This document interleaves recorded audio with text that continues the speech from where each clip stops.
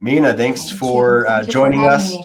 Um, yes, we are excited. So Dr. Mina Rouhani is an assistant professor of marketing at the School of Economics and Business Administration at St. Mary's College of California, where she teaches digital marketing and marketing analytics in undergraduate and graduate levels.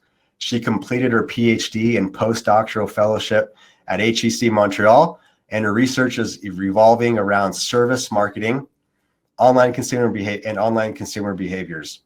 She worked at Google as a UX researcher before joining St. Mary's.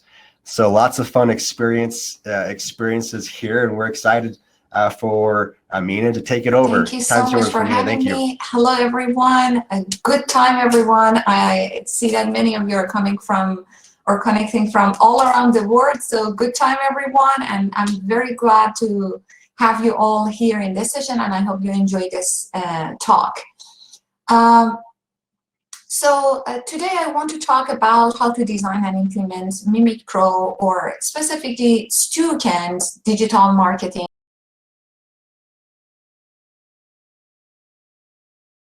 The reason that I prepared this talk specifically is because I very much am a big fan of experiential learning and hands-on activities in classes. And by all means, I'm not an expert in gamification or a super expert person in hands-on activities and experience, but these are the stuff that I learn and I practice, and they work in my classes. So I thought that it would be great if I can share it with all my peers, friends, colleagues out there, and basically I also get a chance to learn from you. So in this presentation, I am gonna tap into the concept of what is gamification and a little bit of history of that and the context of that in education. Also, I'm gonna talk about the basic principles and mechanics of designing the gamified activities and how we can implement it in our classes, how we can prepare our classes to have a successful gamified session during the semester or quarter in our classes, and evaluate our gamified activities, how successful we are in terms of implementing that in our courses. And in the end, I want to basically tap into the concept of how we can implement successful gamified activities in online classes, which is very popular, and I'm sure all of you have some experience on that because of the pandemic. So the concept of gamification is really out there for about 20 years. It was about 20 years that this concept came on, and it's truly is about encouraging engagement and provide motivation on people to do a specific action. And it's a concept that is kind of have about 75% of that is about psychology of gamification, and 25% of it is really about technology. Technology is very good. Without that, we definitely have some struggle. But how to get the best value of that technology is the part of the important part of gamification in your classes. And I can truly say that basically gamification is a multifaceted approach that can that have a little bit of psychology, design, strategy, and technology, and many other elements in it all together. So gamification is basically application of gaming mechanics in any non-gaming platform or context or area. The concept of a gamification has been out there for really quite some time, specifically in industry. I'm sure you all have some experience with, for example, Safeway, when you buy stuff in the supermarket and you can collect points. My Canadian fellow, if you collect points with Pharmaprix or Shoppers, that's another experience. Waze or your Apple Watch, when you can track your activities, exercises every day. These are the mechanics of implementing gamified activities in a specific tool or platform that is non-gamified platform, but basically works very successfully in different industries. The reason that gamification is super powerful tool and approach to implement is because you can encourage people to engage in specific tool or application, and you can engage your customer, you can create brand awareness, you can make inspiration on people to do a specific action. The first and foremost reason of gamification and why this is so successful is because you want to basically encourage people to do a positive behavior that you want, that is ideal for your business or the context that you are in it, or basically encourage them to participate and do less of a negative behavior. And it can work in both sides specifically. I'm sure many of you at this moment perhaps are thinking about different social media platforms, from TikTok to Instagram to Facebook and Twitter, that basically the ideal goal for them is people spend more time on their tools, because the more people spend time on their tool, the more chance they have to expose people to different ads, so ultimately they can make more money. And they basically use the gamified activities and mechanics in order to increase the engagement time on their platforms and tools. But when we talk about gamification, how about the history of that in education? Gamification is really a concept that truly it's been out there in education much more than 10 or even 20 years ago. I was born and raised in Iran, and even back in that time, I remember that we as a kid were very excited about getting one stamp on the assignment that we did, and it just the joy of getting that stamp, just the joy of getting a sticker if we do some activities positively or we have done the exercise correctly, has so much of fun and meaning for us. And getting a trophy or things like that was so joyful, and we do everything for that. I even remember that one of our teacher basically give us different exercise. One of the exercise, for example, was mandatory, but she told us, for example, or gave us 3 other exercises that she said that if you do these extra activity or exercises correctly, you're going to get a sticker. And at the end of the story, many of the students just forget about doing the mandatory one, but also were very excited about the fun part, the one that has, reward in it. And even I remember that we have a gift shelf in front of the principal office, and there are different gifts in it with different score. And the more you collect points to get one of these gifts, basically everyone fought to get the biggest one, the best one, and so on. So the concept of gamification and these elements are really get back to so long time ago in education. But in today's world and in today's educational concept context that we're talking about, it's again the same story. It's same concept that you want people, you want your student be engaged in your class and participate and so on. But at the same time, it's a new context, and it is either online or you are using or applying several tools and activity in your classes just to increase the learning part on your student. The purpose of gamification can be very different. You can use it for class attendance to increase your student participation, increase engagement. Even the best of it, in my opinion, is to motivate student-centered learning approach in your classes and increase creativity and promote active learning in your pedagogical approach. So if you are an instructor that any of these goals are things that you're thinking about to improve or have it in your classes, you can think about gamified activities in your classes. I mentioned that gamification is a very psychological thing. Most of it is about psychology of it, and there are some mechanics or principles, in my opinion, that we can tap on. And if you look into the researcher or talk about gamifications, they really talk about many factors. These 4 factors, in my opinion, are the most important mechanics for having a successful gamified activities in classes: fun, engagement, active learning, and collaboration. So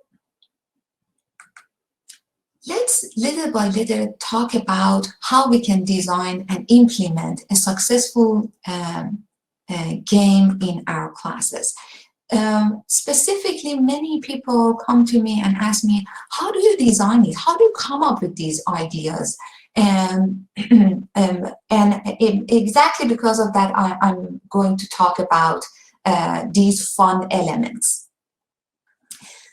These are some pictures right before the pandemic time in my classes. And the most important part of gamification, and the first pillar of it, in my opinion, is that whatever game you design for your classes, that game should be fun.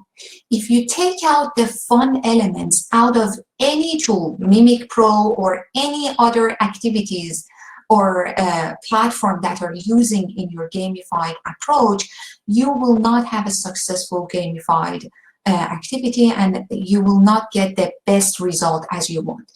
And this is the best part of it.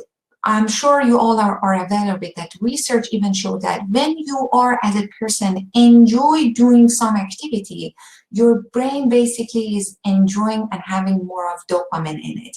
And that's the part that people can remember better, and the concept gonna stick to people's brain for a really long time. And in my opinion, that would be the ideal and optimal goal that we want to have. Somehow along the road, the fun part of gamified activities are just getting little by little out of the game. And maybe if you think about your childhood time, the time that you were at the school, kids truly enjoy playing with each other and learning at the same time. And as they grow up, that fun part is getting out of it.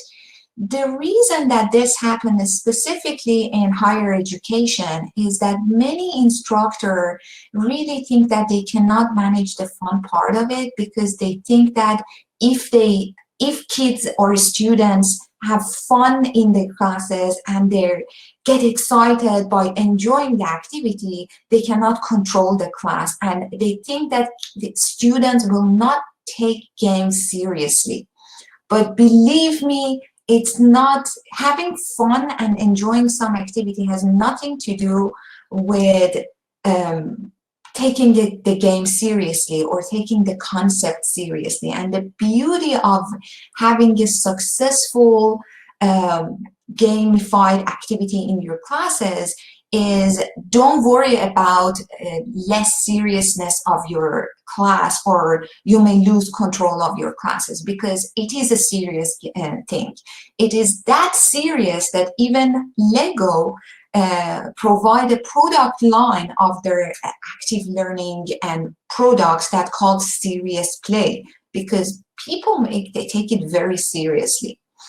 The elements of having fun is that important that I'm sure some of you may remember it. Around 10 years ago, 11 years ago, Farmville was the first online game on Facebook that even then, at some point, the number of people who were on Farmville and growing stuff and taking care of their virtual land were even higher and more than the number of participants and subscriber on Twitter, and that's called FB more than T, the one that I wrote here. So games are fun, and don't try to take the fun elements out of it, and don't think that if people enjoy it and have fun and start laughing and talk to each other and show excitement, they don't take it seriously. This is one of the example of one of my students' comment about one of the activities on the students' digital marketing with Wishpond, and that the student explicitly write down that the assignment was challenging but at the same time enjoying, and this was very fun and challenging at the same time because he think that he was struggling all the time to not losing the focus on the product that he's designing, but at the same time, he was very much enjoying working on the activity and assignment. And that's exactly what I'm talking about. The next element of gamification is about define clear and specific objectives and mission for your game.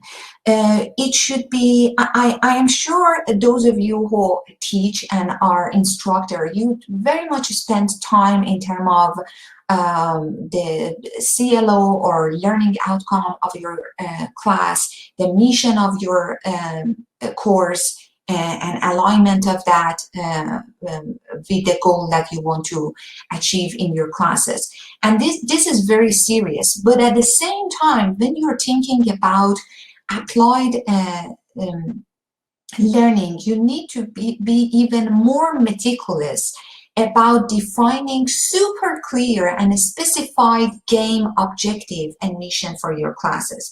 You have to be very sure about what do you want to get out of that game, and is that game is in line with the objective of your goal. Because even you as the instructor, when you're trying to design the game, it could be very fun that you may forget about the ultimate goal that you want to get out of that activity from your student. So always get back to this clear and specific objective and mission of your class and try to design games that are in line with it. One of the best examples of it, in my opinion, that I very much enjoy is Mimic Pro Simulation. Always try to make sure that you put in place a progress mechanics and get back to the progress mechanics of your game quite often, especially on online platform. You might have different students from different background, and a lot of things are happening on their own side. So you need to get back and check the progress of each and every one of your students and gauge their progress and performance. And you can get back to them. You can ask them questions and where exactly is their problem, why they behind, or why their performance is not as good as other students, and you can help them in that manner. And you can make sure that you link the evaluation system of your class, the syllabus and evaluation of your course with the gamified activity, and reward your student based on their progress and achievement for every single step along the way. These two should be hand in hand together in terms of align these two elements together. And always make sure that you are tracking the progress towards the goal of objective of your class, and that would be the ideal situation. I give you another example. At the end of the Wishbone assignment, for example, on the student assignment for digital marketing, my students should design a landing page. And I basically link concepts of game elements step by step, and this can take over a 1 month period in the class. So a student work on that. But to get this result, this is one of my students basically landing page design. But I played several games in my classes, and little by little I reward the students, those teams who have done a better job. I even go through the concept of, for example, design thinking and so on, and link the design thinking concept to the web design concept and the framework. Even if I ask my student to watch a specific video or expert lectures on Stuken, I reward them because I provide some small assignment, take-home exam for them, and I give them the multiple time chance to take the exam, and I reward them. I give them some score or credit by completing that activity and assignment. And this is exactly what I'm talking about, that you can improve the engagement of your students in your classes. So remember that you are, at the end of the story, the leader of activities and so on. And if you know your job, and if you are a good leader, students will follow and will enjoy, because they grow trust on your class syllabus and activity that you're running. Always try to define a progress path, and not only you check the progress path and track your students' activities, but also encourage your students to get back to their progress path. And somehow along the way, you can basically set up different sessions in your classes and show the performance of the whole class, and show the top students who get the most revenue, who make the most profit, who make the most return on investment, and ask them to talk about their performance and what they have done to get that good result. And by sharing information, you basically are providing the engagement platform, and everyone get involved in it, and no one wants to be behind. So another elements of gamification that you need to consider is about making a collaborative and competitive context together. So enjoy and use them different tools and application in your gamified and applied learning classes. Use a lot of breakout room session, team up students together. Those who are in one team are collaborating with each other, but at the same time try to create a competitive environment, healthy competition, and reward people for the feedback that they make for your classes and for their peers and partners and so on. And this way you can manage and welcome the positive comments and open concept and open culture in your students, because at the end of the story, we are here to teach the students to become a better professional after graduation, after they go back to the job market and so on. And by basically growing the collaboration and healthy competition, you will be successful. Remember that learning is a curve. It's not a jump. So each of your students may have a specific or have their own learning curve, and that's okay. And the best job that you can do is to provide them some guideline in terms of how they can stick to the plan of the class, but at the same time, and specifically during the pandemic time, try to tell to the students that time is not the most priority, and their learning and achievement is the most one. And if they want to come back to some activities and so on, you can provide that opportunity for them and be more resilient and flexible regarding that time. So try to design a fair and robust evaluation system for your student. So every single of your students have the chance to collect points throughout the semester, little by little into the classes. So my approach is basically try your best to use experience points rather than other pointing or grading systems. So along the road, little by little, your students can collect points to achieve the ultimate goal of the class. So instead of having just one midterm exam or just one final exam or one huge assignment, reward the students for the activity that they do till they complete that assignment step by step. And that's exactly what I call great student journey, rather than just one assignment, one delivery of them at the end of the story.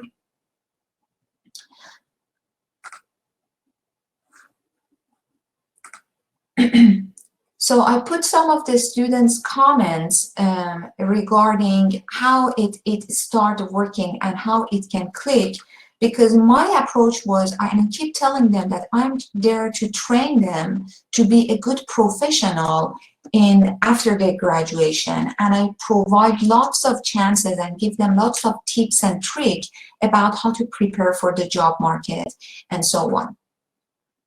So one thing that whenever you're applying Mimic Pro or student in your classes is that leave some surprise for a student. Let them have some opportunity to fail and learn from that fail, because through that, you're going to provide the joy opportunity, the fun part of it. And if you just meticulously tell A to Z to your students right off the bat, you're basically taking out the fun part of exploring and learn on their own out of it. We have a term in gamification that it's called as unstoppable momentum in gamification.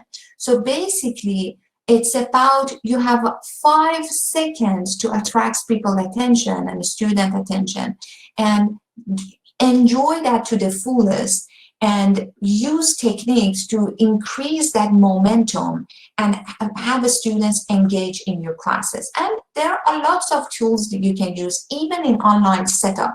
One of them is, for example, play with time. Do some activity with in your class with your students, and then shrink the time a little bit and basically use time as a scarce resource in the activity, just like industry. If students need to have some deliverables in minimum time, and what would be the result, and talk about the concept. And this is one activity that I start my segmentation, targeting, positioning with my students to talk about that. So basically, sometimes when you are doing these activities and so on, you might basically need to spur up your students. You want to hook them back to have that unstoppable momentum, and feel free and be generous in terms of providing multiple opportunity for your students to collect extra point, extra bonuses in your classes. And believe me, they will do these activities and so on can work just like those stickers when you're working with kids in kindergarten or school time. Let me finish with how about online teaching and some tips about how we can have successful online teaching with gamified activities. So the first and foremost, in my opinion, is that be available and digitally easy to reach for your students. Do whatever you can. I provided, for example, I use Google Calendar slot appointment.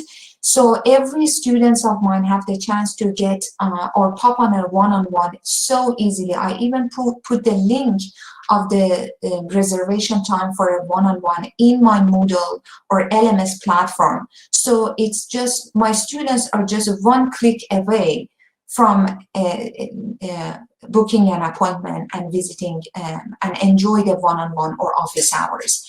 And I'm sure a lot of you are doing the same thing in your in-person or online classes.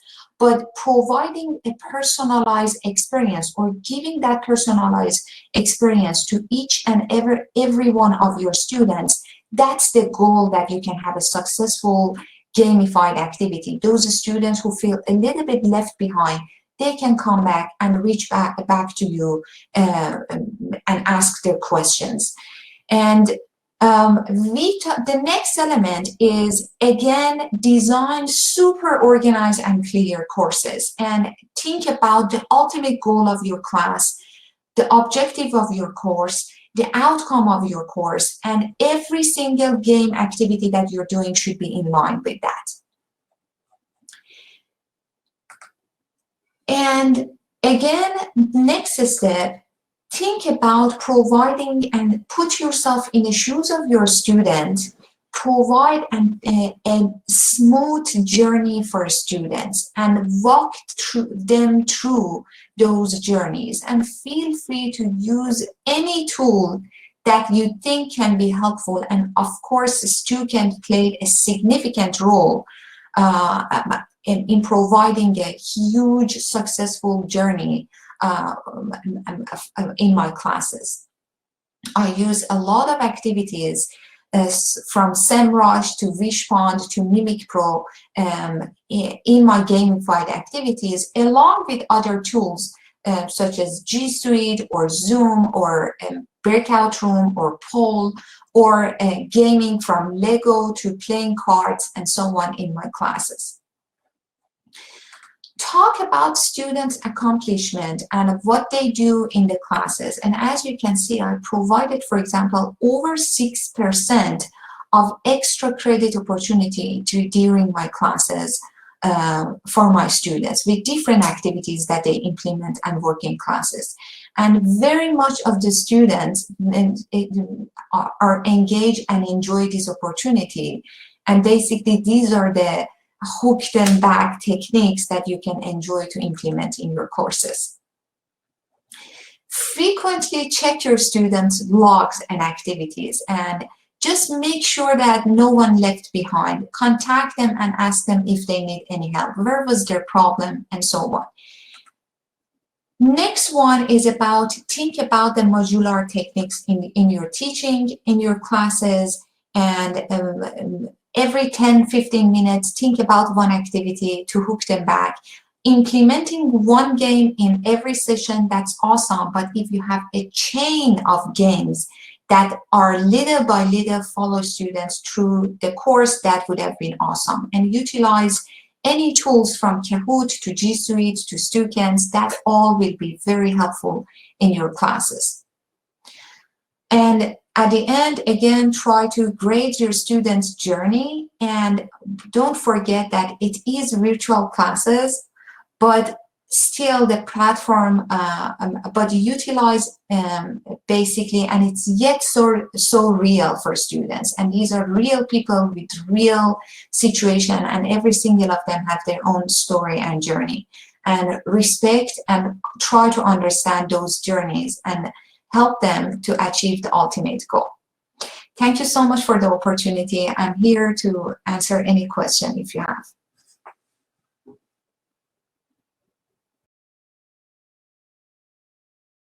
Oh, thanks. Thank you so much, Mina. So yeah, we've got some time for some Q&A. Feel free to type those in the chat.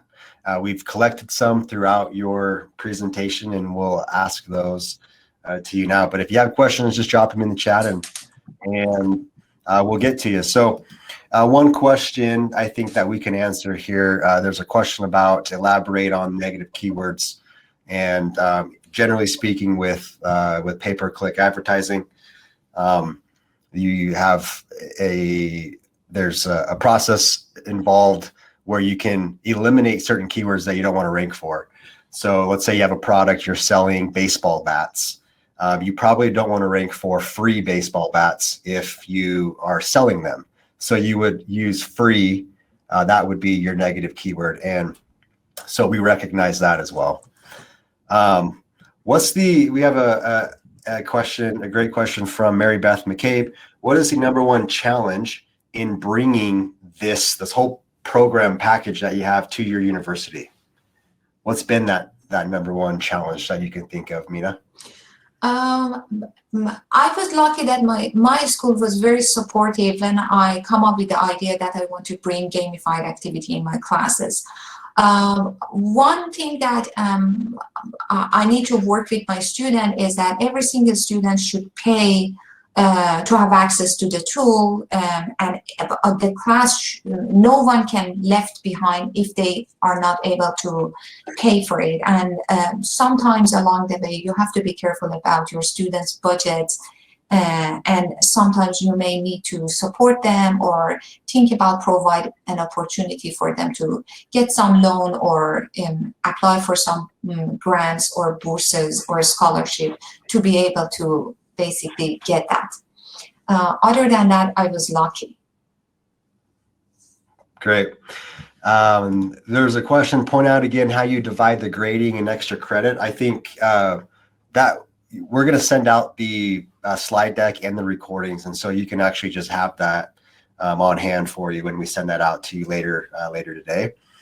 Mina, do you have a preference for individual or teams working together in Mimic Pro? Is there a preference? Is there some pluses or minuses that you've experienced? That's actually a very good question. Thank you for bringing that up.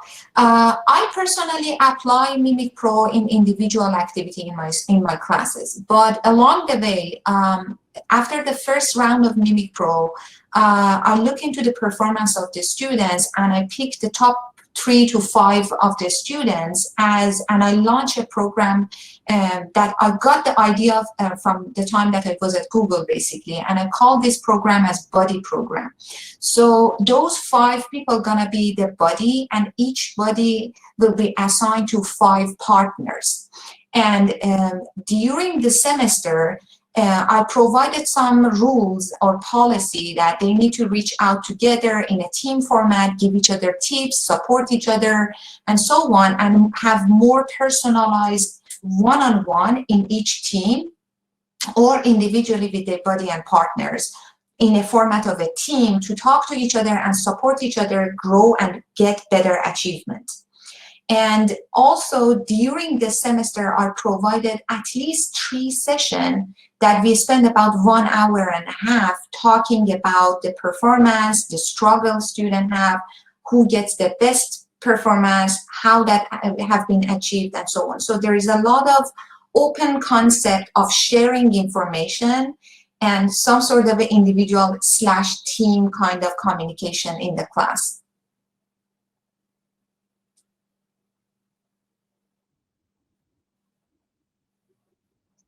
Couple of questions, Mina, if you wouldn't mind just hanging around for a few minutes afterwards and jumping in and answering some of those, that'd be fantastic. Once again, slide decks are going to be made available, and so Mina did reference a few projects, the Wish Pond assignment, and then also SEMrush. Yes. We provide exclusive access for anywhere from 2 weeks to 30 days with those projects, and for your students, so you don't have to pay, and you can jump in and get access to those and start using them for free. We love SEMrush or SEMrush here at StuCamp. We use it a lot, and it's one of the best, if not the best, digital marketing program platform out there for digital marketing and social media marketing as well. So, all right, let's give a virtual round of applause to Mina. Thank you so much for sharing your time and your knowledge, and especially how you're conducting a very positive experience there at your university. Thank you so